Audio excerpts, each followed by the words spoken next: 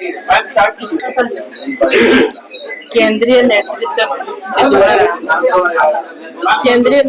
के द्वारा मुझे जो जामताड़ा विधानसभा के लिए कैंडिडेट के रूप में चुना गया, इसके लिए मैं माननीय प्रधानमंत्री जी को, गृह मंत्री जी को बहुत बहुत धन्यवाद देती हूँ। बहुत बहुत धन्यवाद देती हूँ जो मुझे उस सीट जो पूर्व की सरकार में जो मंत्री रहे इरफान अंसारी जी, और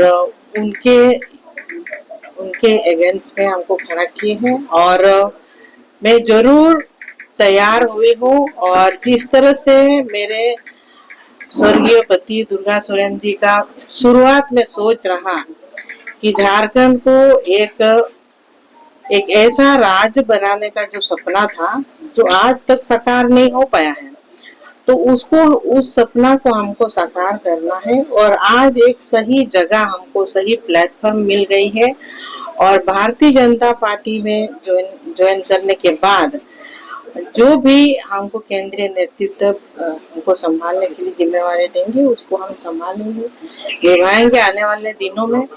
और झारखंड को बदलाव की जरूरत है। आज का डेट में जो झारखंड की इस परिस्थिति से गुजर रही है, 24 साल पूरा होने के बाद भी झारखंड का दिशा बदला नहीं है, परिस्थिति वही है। तो झारखंड अलग राज्य का मकसद पूरा नहीं हो पाया है, और आपके जो सरकार चली पूरा झारखंड के पब्लिक जाग चुके हैं और करारा जवाब देने वाले, क्योंकि युवाओं के साथ एक बहुत बड़ा धोखा हुआ है। युवाओं के साथ पूरा 5 साल भर सरकार ने धोखा किए। जो वादे लेकर के आए थे और सरकार बनी थी कि 5 लाख युवाओं को नौकरी दिया जाएगा, और नौकरी नहीं तो बेरोजगारी भत्ता, नौकरी आप दिए नहीं, बेरोजगारी भत्ता भी आप दिए नहीं।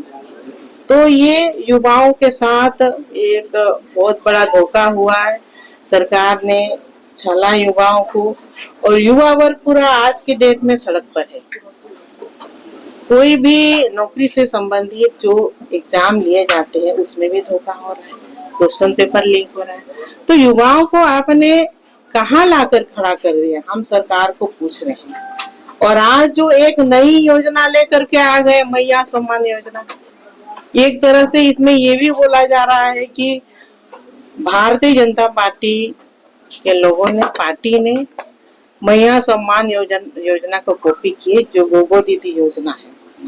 तो हम सरकार में जो रहे मंत्रीगण सभी से हम आज पूछना चाहते हैं, और उन लोगों ने किन से कॉपी किए?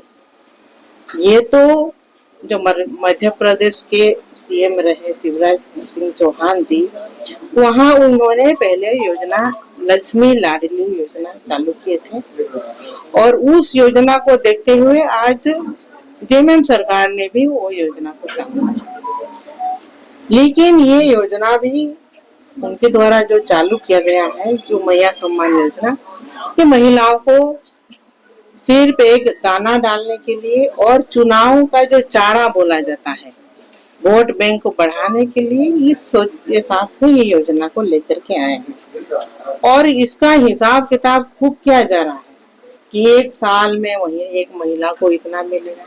तो अगर आप महिला को सम्मान दे रहे हैं तो एक अधिकार के साथ, जब से सरकार बनी तो एक महिला का कितना होगा? महिला सम्मान योजना में एक महिला को कितना राशि मिलना चाहिए? 1.5 लाख रुपया। तो ये 1.5 लाख रुपया अगर एक महिला को दे दे, पूरा 5 साल जो सरकार चली, तो वो राशि जो उसको अधिकार के तहत मिलना चाहिए, तो हम भी सरकार को सपोर्ट करने के लिए तैयार है। नहीं, महिला को एक आप अच्छी सम्मान दे रहे हैं, चलने वाला है। क्योंकि जैसे ही दिसंबर महीना खत्म होगा, अब महिलाओं को कोई राशि मिलने वाला नहीं है, महिलाओं के खाते में जाने वाले नहीं है कोई राशि। अभी बहुत ध्यान के साथ अब पहली किस्त, दूसरी किस्त डाला जा रहा है।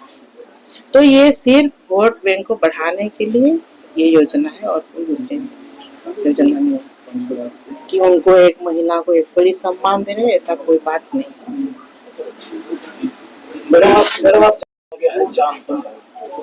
इसी से जुड़ा हुआ मेरा सवाल है मैडम, आप परिवारवाद के खिलाफ में बहुत मुखर रही थी। परिवारवाद की झड़ी लग गई बीजेपी में। रघुवर दास की बहू, अर्जुन मुंडा की पत्नी, महतो के भाई, चंद्रप्रकाश चौधरी के भाई, मतलब एक लंबी फहरिस्त है।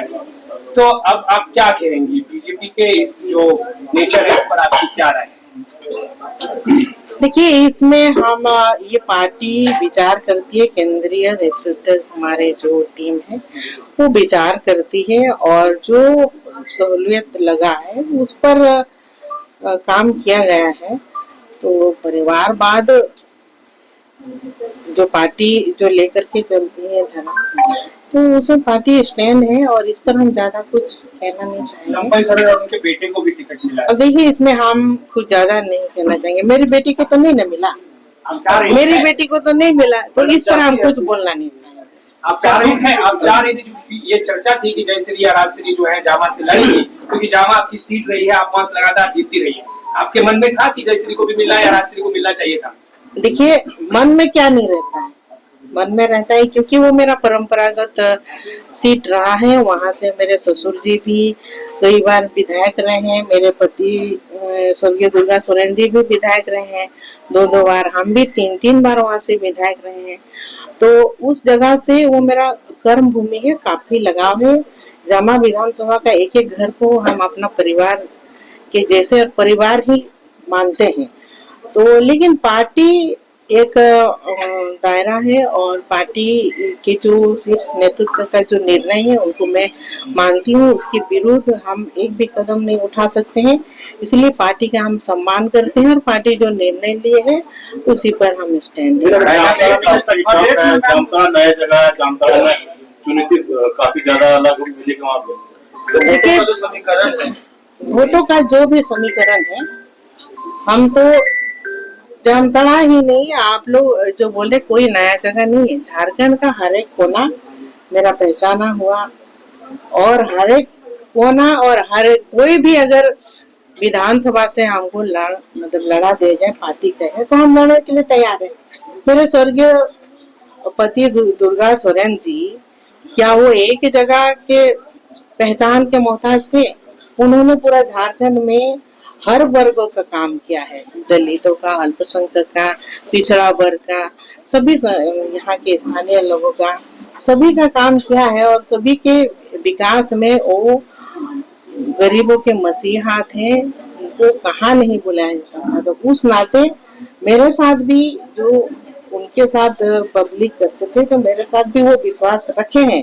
तो आज का डेट में भी इसीलिए जामताड़ा कोई नया जगह नहीं है मेरे लिए, वहां से हम जरूर जीतेंगे और कमल खिलेगा। इस बार भारी बदलाव होगा, हमारी सरकार बनेगी। अगर वहाँ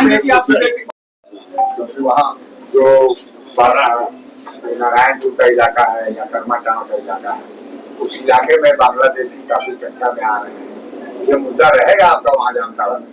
जी बिल्कुल रहेगा, क्योंकि ये आदिवासियों को एक टारगेट किया गया, एक समाप्त करने के लिए एक बहुत बड़ा साजिश। जो बांग्लादेशी जो घुसपैठी आ रहे हैं, आप क्यों आ रहे हैं सबको हम लोग जानते ही हैं। सीधा झारखंड के जो जमीन है, आदिवासियों का जमीन को कब्जा करने, आदिवासियों के जो हमारे बहनें हैं उनसे शादी किया जा रहा है और इसमें पूरे तरह से हमारे जो संस्कृति है उस पर वार हो रहा है। तो आदिवासी घटे हैं और जो बांग्लादेशी जो रंगीनिया बांग्लादेशी है उनकी संख्या बढ़ी है और आने वाले दिनों में एक बहुत बड़ी खतरे की घंटी है आदिवासियों के ऊपर। तो इनको हमारे समुदाय को हमें बचाना है, नहीं तो फिर ये जो है कि एक जैसे डायनासोर जो एक प्राणी है जो विलुप्त होते हुए जो विलुप्त हो गए हैं, वैसे आदिवासियों की भी एक ये हो जाएगा। अगर ये जो बांग्लादेशी जो रंगीनिया बांग्लादेशी को अगर हम यहाँ से भगाएंगे नहीं, तो यहाँ के जो आदिवासी की संख्या घट रही है और घटी है। तो इसीलिए इनको रक्षा करने के लिए आने वाले दिनों में हमारी सरकार बनेगी, तो हम इस पर जबरदस्त तरीके से हम लोग काम करेंगे और ये समुदाय जो हमारे समुदाय है उनको बचाने का। मराठी आपसे थोड़ी देर बाद जो है झारखंड मुक्ति मोर्चा का दामन थाम सकती है, वो जामा से ही उम्मीदवार होंगी। एक तो ये, दूसरा ये है कि इरफान अंसारी ने कहा कि आपका पॉलिटिकल मर्डर हुआ है, क्योंकि आप अगर जामताड़ा से लड़ेंगे तो आपका हारना तय है, क्योंकि जो समीकरण है, जो इक्वेशन है, तुमका लोकसभा क्षेत्र भी आप हारी, क्योंकि जामताड़ा में लीड जो है इंडिया अलायंस के कैंडिडेट को मिला। तो इस तरीके से बीजेपी ने आपको कहीं फंसाया। दोनों सवाल का एक संदेश। देखिए, कोई किसी को फंसाता नहीं है। हमको भारतीय जनता पार्टी में आकर के बहुत सम्मान मिला है। हार जीत किसकी नहीं होती, एक हारता है एक तो एक जीतता है, तो कोई हारता है इसका मतलब है ये तो नहीं है कि वो बार बार हारते रहेंगे। जनता पब्लिक मेरे ऊपर आप बहुत बड़ा विश्वास रखे हैं, क्योंकि जामताड़ा जैसे जहाँ से वो मंत्री बने हैं, क्या विकास हुआ है वहां से इतना कॉल आता है, जो जल नल योजना है। अब ये सरकार ने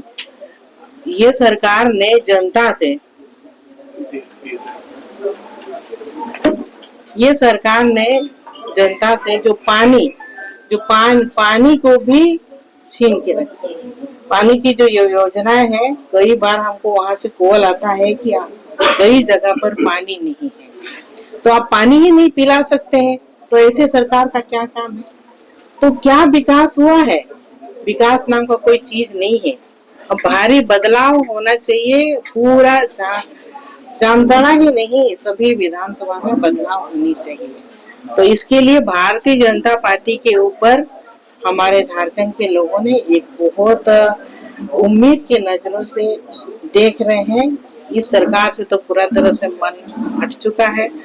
तो भारतीय जनता पार्टी की जब सरकार बनेगी तो सभी तरह का विकास का काम होगा, और यहाँ के जनता, जो यहाँ के युवा वर्ग है, महिला वर्ग है, सबको लेकर के हम लोग चलने के लिए तैयार हैं हमारी सरकार। मैम, एक सवाल है कि आप जब जेएमएम में थी तो उस वक्त बांग्लादेश मुद्दा आपकी नहीं था, जब आप जेएमएम में थी?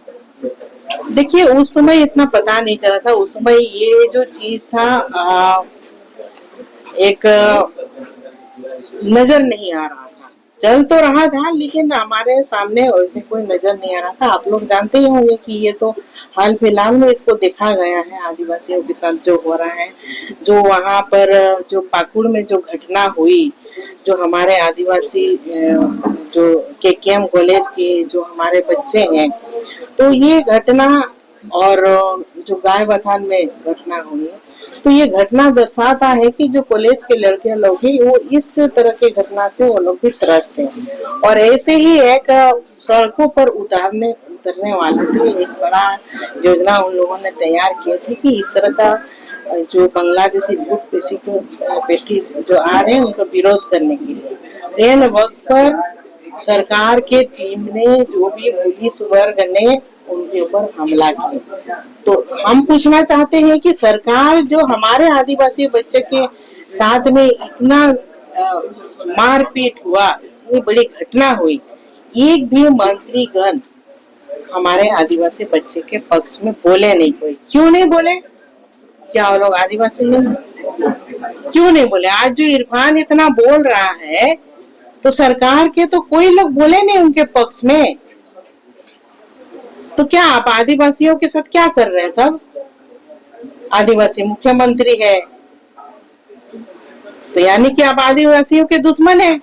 झारखंड में आदिवासी जो है अपने हक और अधिकार की बात कर रही है, सारनाथ धर्म कोड की बात कर रही है, बहुत बड़ा मुद्दा है, और वही मुद्दा लोकसभा में भी देखने को मिला, समझने को मिला। तो क्या भाजपा इसको गारंटी देगी या कुछ आश्वासन देगी कि आपकी जो है कि धर्म कोड मिलेगा अलग से? बहुत बड़ा मुद्दा है।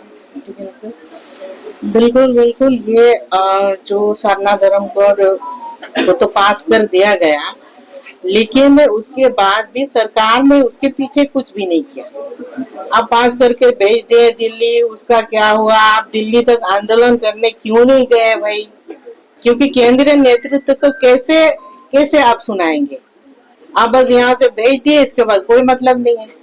आने वाले दिन में भारतीय जनता पार्टी ही सारनाथ धर्म कोड को भी लेकर के आएंगे, ये आप लोग को आज हम आश्वस्त करते हैं।